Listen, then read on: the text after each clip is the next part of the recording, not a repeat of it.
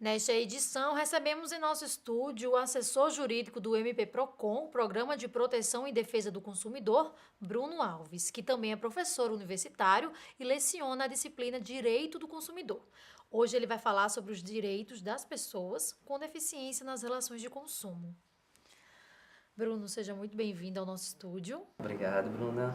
Como nós podemos avaliar a dinâmica das relações de consumo em relação às pessoas com deficiência na Paraíba? Quando a gente fala em relação da pessoa com deficiência nas relações de consumo, a gente tem que entender primeiro o contexto da pessoa com deficiência. Pelo censo de 2010 do IBGE, na Paraíba a gente tem aproximadamente 1.045.000 pessoas com deficiência. É um número exorbitante. Se você comparar em termos de Brasil, a gente tem no país, pela mesma pesquisa, exatamente 45 milhões de pessoas no ano de 2010. A demanda é muito grande e essas pessoas são consumidores como todos nós, então elas têm necessidade de alimentação, medicamento, e toda uma gama de produtos e serviços que qualquer pessoa tenha necessidade.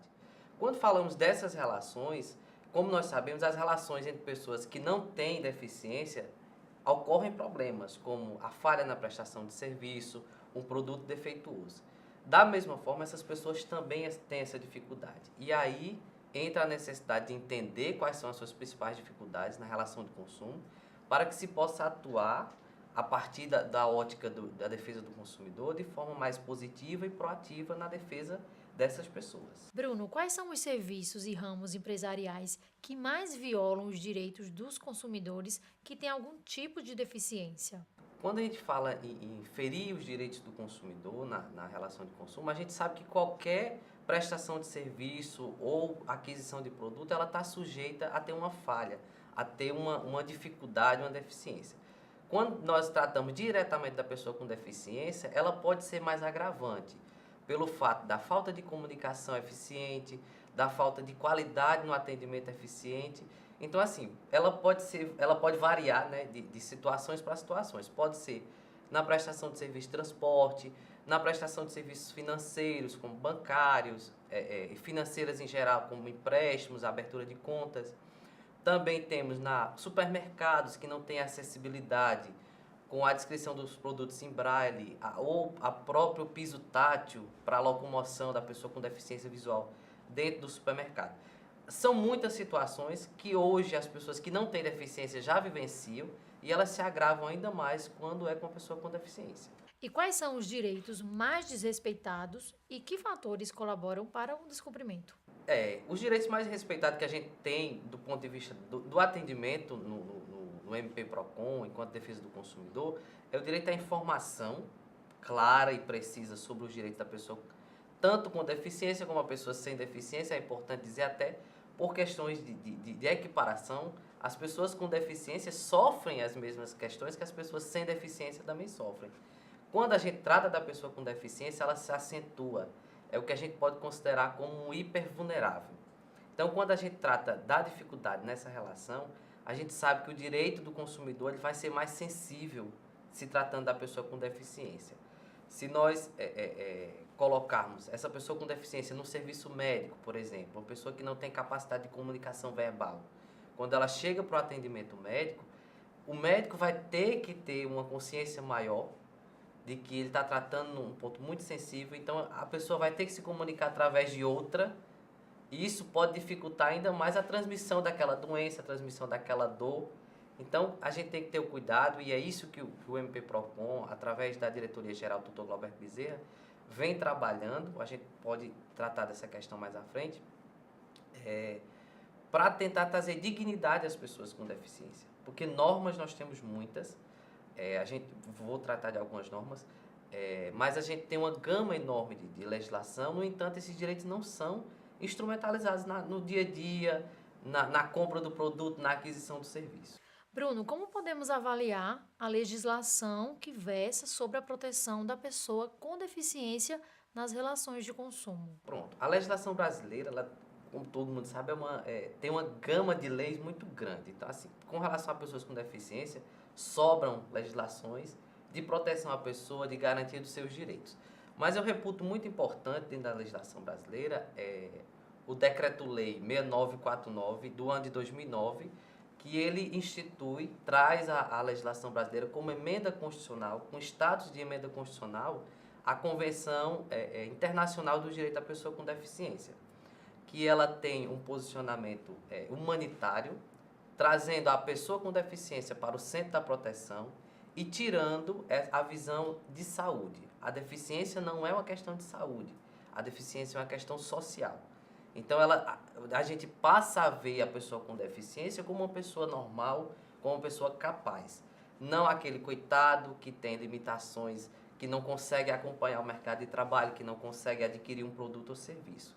Então essa convenção, quando ela é instituída através do decreto, ela passa a vigorar como direito constitucional, norma de direito constitucional e direito constitucional fundamental, que são aquelas normas da Constituição que não podem ser alteradas, por serem cláusulas pétreas. Posteriormente, a outra norma que eu reputo muito importante é o Estatuto da Pessoa com Deficiência, que é instituída através da Lei 13.146 de 2015.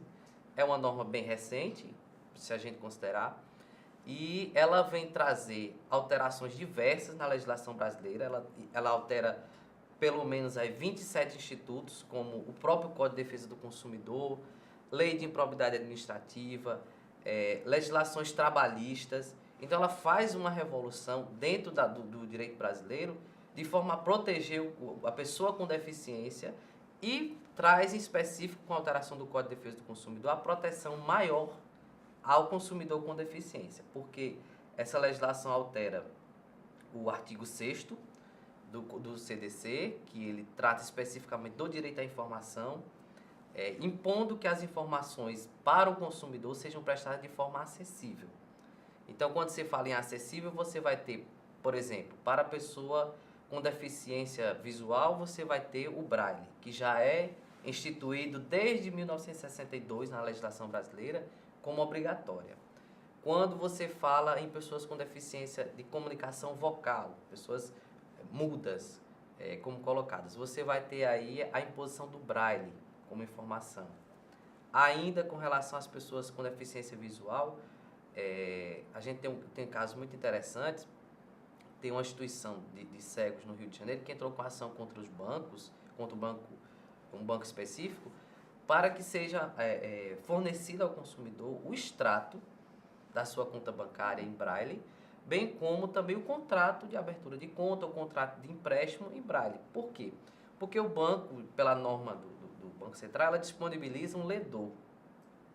Então, assim, você, enquanto pessoa, não quer que a outra pessoa saiba a sua movimentação financeira, saiba a sua condição financeira. Então, é um direito de intimidade, é um direito inerente à pessoa com deficiência e que não deve ser conhecido por outro. Então, a disponibilização dos contratos em Braille são de suma importância para garantir a dignidade dessa pessoa e também a garantia do direito à intimidade. Além dessas duas, eu acho que assim, outras normas já tem, bem mais antigas, de 2089, todas no sentido de proteção a essa pessoa, de garantia de acesso à sociedade. Mas o que é importante colocar é que essa legislação do Estatuto da Pessoa com Deficiência, 2015, ela visa especificamente a redução de barreiras. Traz uma nova consciência, a partir da Convenção Internacional que foi assinada em Nova York, de que essas pessoas com deficiência elas não são doentes, elas são plenamente capazes. E o que impede que a gente tenha acesso a essas pessoas no supermercado, na fila do banco ou inúmeras outras situações de consumo? É que existem muitas barreiras sociais que impedem que essas pessoas saiam de casa. Então, a própria sociedade deixa essas pessoas à margem, deixa essas pessoas excluídas. Então, a partir do Estatuto da Pessoa com Deficiência, você tem uma inclusão, a redução de barreiras, seja barreira urbanística, arquitetônica ou barreiras sociais propriamente ditas, porque a discriminação é um fator preponderante que limita a pessoa com deficiência. Então, a gente não pode esquecer disso, dessa consciência social que a gente tem que ter. Os consumidores com deficiência que sofrem algum tipo de violação de direitos podem recorrer a quem?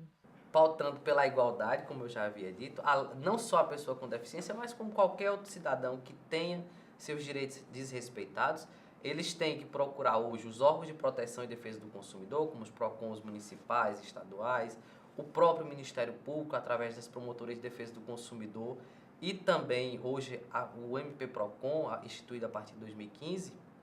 Então, eles devem procurar, se for do ponto de vista administrativo, e caso haja a discriminação, como a própria lei impõe, o próprio estatuto impõe, a discriminação é crime e tem previsão de pena de reclusão de até 5 anos. Então, assim, havendo uma situação discriminatória além da situação administrativa, a pessoa com deficiência que se sentir discriminada, se sentir prejudicada, ela deve sim procurar os órgãos de proteção e defesa do consumidor, bem como as delegacias que tratem do caso ou a delegacia mais próxima, porque ele vai registrar devidamente o boletim de ocorrência para que hajam as sanções administrativas, penais e cíveis para o caso. Bruno, muito obrigada pela entrevista.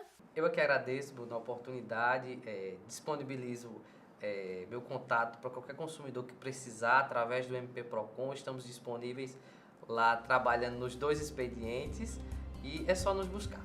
O MPTV termina aqui. Outras informações sobre a atuação do Ministério Público Paraibano você encontra no portal www.mppb.mp.br. Até o próximo programa.